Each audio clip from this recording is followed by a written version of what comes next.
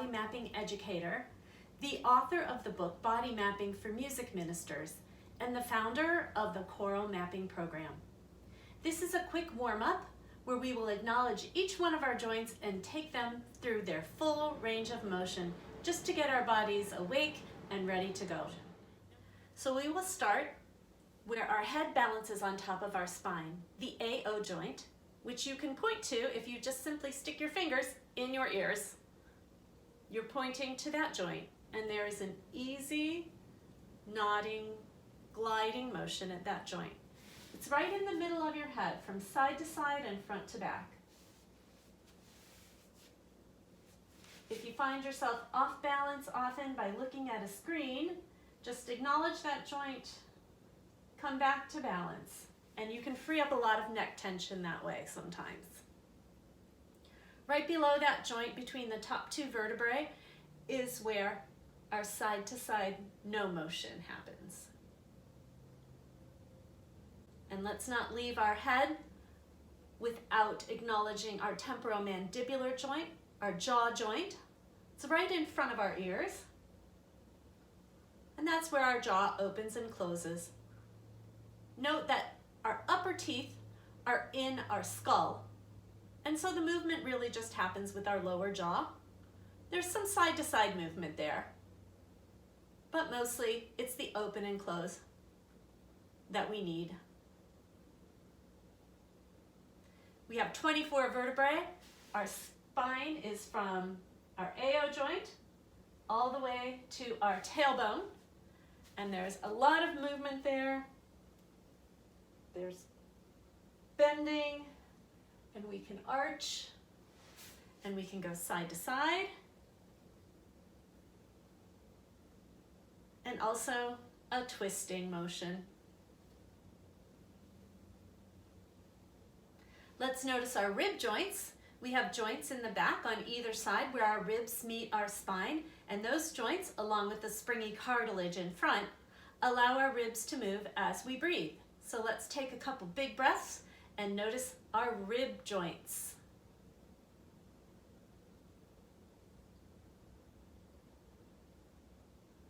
One more.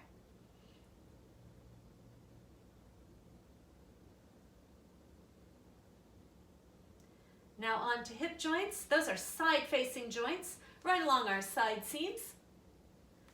And we can feel a lot of leg movement there. It's where our femur meets the socket in our pelvis. We can go side to side.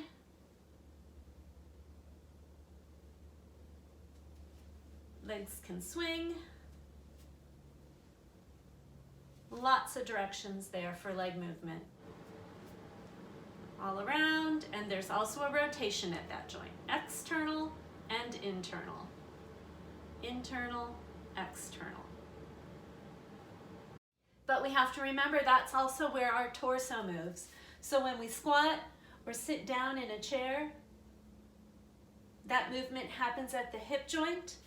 If you're a yoga or Pilates fan, when we do a roll down, if we remember that we're moving right at that hip joint, we can tip our sit bones right up to the sky and get all the way down.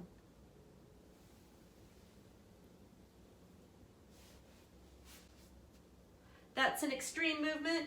You certainly don't have to do that one, but it's available to you. And knees are where our femur meets our tibia. It's an bending and unbending there. You can palpate it from the back. That helps you realize that your kneecap is not part of that bending and unbending motion. And then you have the ankle, where your two leg bones meet the top of your foot. And below that is the subtalar joint, and that's responsible for the side-to-side motion of your foot, which you can experience just by leaning on the inside and the outside of your feet. And lots of movement among your foot bones, most notably your toes. And as you go up on your toes, just notice your ankle joint and how all the joints of your leg coordinates.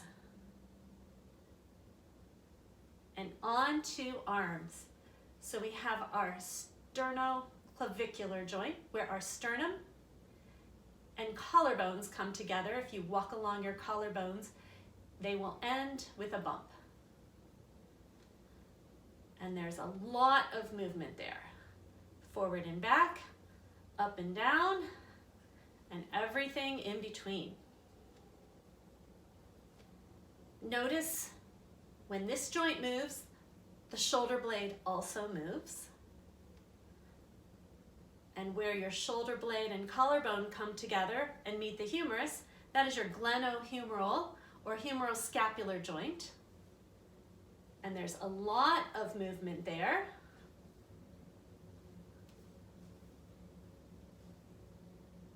And there's a rotation at that joint as well.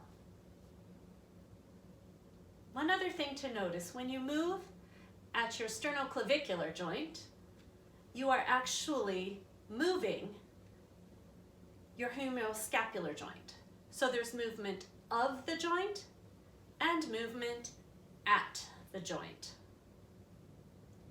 Elbows bend and unbend. I'm going to come a little closer so you can see. And there's also a rotation that happens at that joint.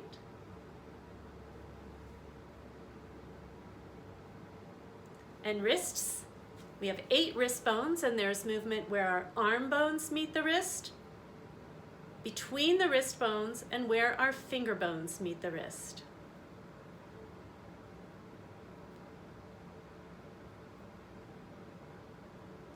There's a side-to-side movement there as well.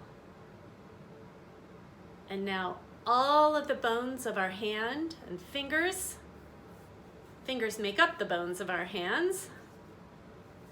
So it might help to palpate them, give them a lot of movement, and remember there's an opening that can happen where the finger bones meet the wrist. There's a spread. And let's not forget to acknowledge our long thumbs and the movement of the thumb joint, where the thumb meets the wrist.